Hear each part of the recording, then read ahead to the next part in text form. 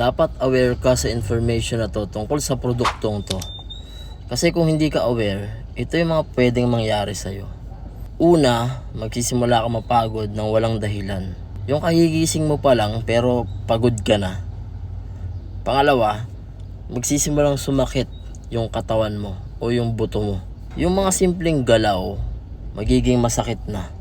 Kasi nga masakit yung buto eh. Pangatlo, nagsisimulang humina ang iyong immune system. Ibig sabihin, kahit simpleng sipon o ubo, sobrang tagal kung gumaling. Pangapat, depression. Oo, yung kakulangan sa nutrient, pwedeng makaapekto sa iyong mental health. In short, malungkot ka ng walang malinaw na dahilan. Panglima, osteoporosis. Yung mga buto mo magiging manipis, magiging mahina, at yung isang simpleng pagkadapa pwedeng maging malaking problema. Pang-anim, para sa mga bata naman, rickets. Yung mga buto nila nagiging malambot, at yung magiging resulta nun ay hindi maayos na paglaki ng katawan. Pang-pito, higher risk ng cancer. Natuklasan ng mga scientists na yung mga taong mababa ang vitamin D, mas mataas ang risk na magkaroon ng ilang uri ng cancer.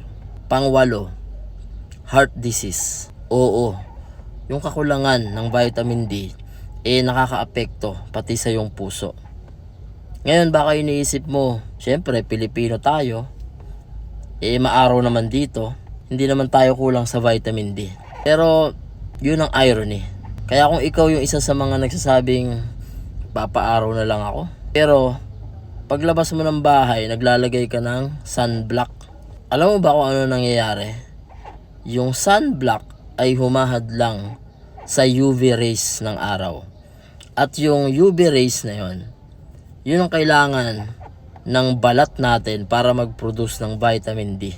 Ibig sabihin, kapag naglagay ka ng sunblock at sinabi mong magpapaaraw ka, hindi ka nagpapaaraw. What?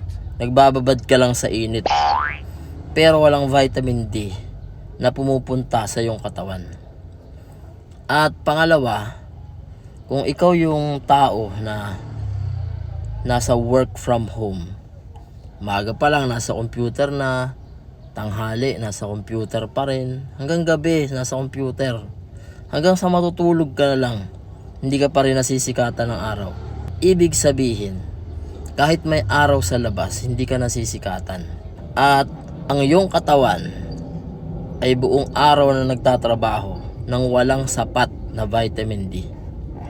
Kaya huwag kang magtaka kung bakit palagi kang pagod.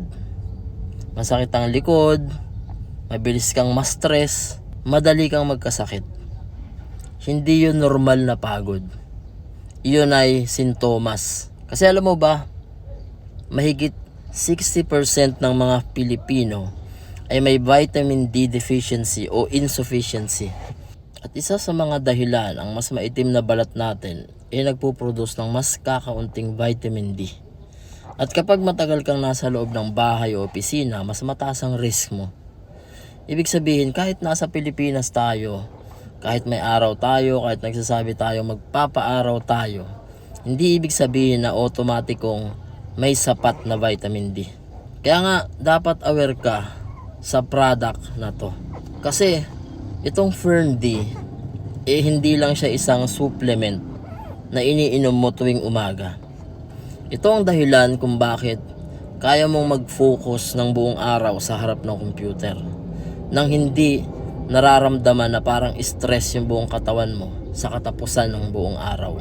Ito rin yung dahilan kung bakit kahit work from home ka, kahit hindi ka gano'ng nasisikatan ng araw, ang iyong katawan ay may sapat na lakas para gawin yung lahat ng kailangan mong gawin. At para naman sa mga nagtatayo ng negosyo, ito yung dahilan kung bakit kaya mong lumaban sa bawat hamon. Kasi ang katawan mo ay kasing lakas ng iyong pangarap. Kasi ito ang hindi alam ng marami. Hindi ka makakapagtayo ng magandang negosyo, hindi ka makakapagtrabaho ng maayos, hindi ka makakagawa ng anumang malaking impact sa buhay mo kapag yung mismong katawan mo ay kulang sa pundasyon ng lahat, ang vitamin D. At yun ang ibig sabihin ng Fern Day sa akin. Hindi lang ito para maging malusog, kundi para maging handa yung katawan ko sa lahat ng gustong gawin ng isip ko.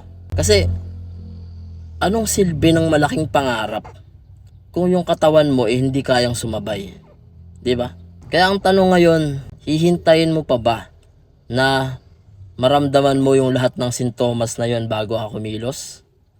O gagawa ka na ng aksyon ngayon bago pa man mahuli yung lahat?